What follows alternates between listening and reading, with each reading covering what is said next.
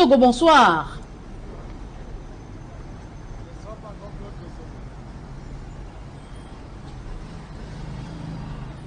Oui, bonsoir Julienne Bissaï, bonsoir à tous nos millions de téléspectateurs qui nous suivent au Cameroun et dans le monde entier. Le directeur d'exploitation de Vision 4, de nouveau auditionné au secrétariat d'État à la Défense.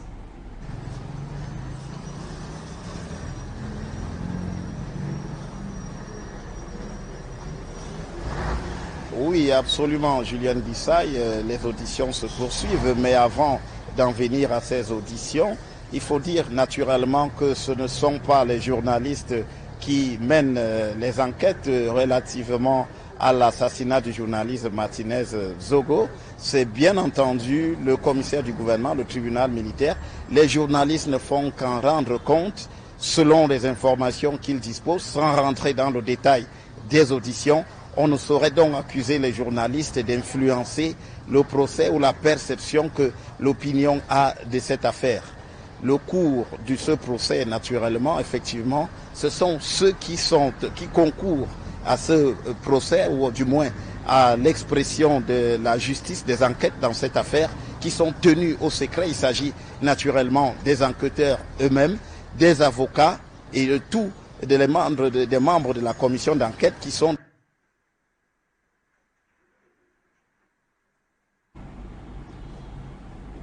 Gizogo et Joël Essenger en direct de Yaoundé. Journalistes, nous ne faisons guère. Nous nous contentons justement de comptes rendus, comme on le voit d'ailleurs partout dans le monde entier. Nous le voyons sur des chaînes de télévision, nous l'entendons sur des radios, et puis nous le lisons dans les journaux. Donc le Cameroun ne saurait lui faire exception en la matière. Alors, pour en venir maintenant aux auditions de cette journée ici, au groupement territorial de la gendarmerie, où nous nous trouvons, c'est Jean-Claude Fouda Abega, l'un des proches, le directeur d'exploitation de Vision 4 Télévision, qui était ici, attendu ici devant la commission mixte ce jour. Il y est passé. Son audition a été longue. Il faut rappeler que Jean-Claude Fouda Abega avait déjà été interpellé et gardé à vue pendant une semaine avant d'être remis en liberté par le juge en habeas corpus, qui avait donc estimé à cette époque qu'aucune charge ne pouvait être retenue contre ce proche de Jean-Pierre Amourou Belinga. S'il a été rappelé, c'est que les enquêteurs estiment qu'il y a de nouvelles questions qui peuvent lui être posées effectivement sur un certain nombre d'éléments qui sont nouveaux dans cette affaire. Mais on parle également de la nounou qui avait été interpellée il y a quelques semaines aussi, qui doit répondre devant les enquêteurs d'un certain nombre de préoccupations qui portent entre autres souvent sur la dissimulation de certains éléments qui auraient pu permettre aux enquêteurs d'avancer rapidement, mais ce qui n'a pas toujours été le cas dans cette affaire. Certains proches de Jean-Pierre Amourou Belinga étant donc à cet effet interpellés par la commission d'enquête pour qu'ils puissent justifier cette attitude.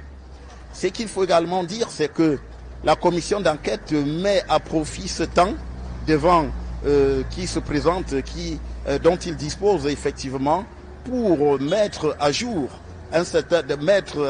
effectivement, mettre en ordre, on dira même, un certain nombre d'éléments dans sa démarche. On a entendu les avocats de Jean-Pierre Amourou Belinga se plaindre d'un certain nombre de manquements, d'un certain nombre de règles qui n'avaient pas été respectées, et la commission composée de la gendarmerie et de la police s'emploie effectivement à mettre en ordre tous ces éléments qui, une fois qu'ils seront de retour devant le commissaire du gouvernement, puissent être pris en compte sans qu'il ne plane sur cette procédure une menace, effectivement, une menace de remise en cause ou une menace d'annulation de tout ce processus qui a été mené jusqu'à ce jour par la commission d'enquête, qui a procédé effectivement à des perquisitions ainsi qu'à des arrestations où les conseils, à propos desquels les conseils ont parfois eu à redire, mais la commission travaille effectivement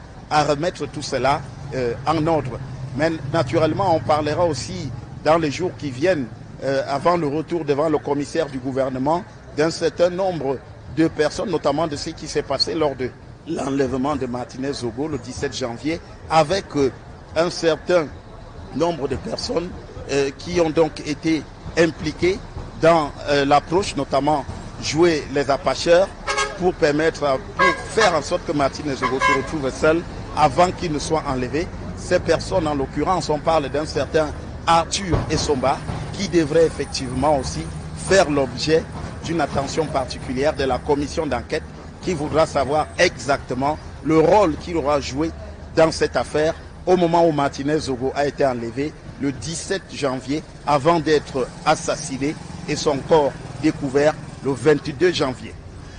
Devant le set pour Equinox Télévision, Rodrigue Ngassi, Joël Essengue, Guy Zogo.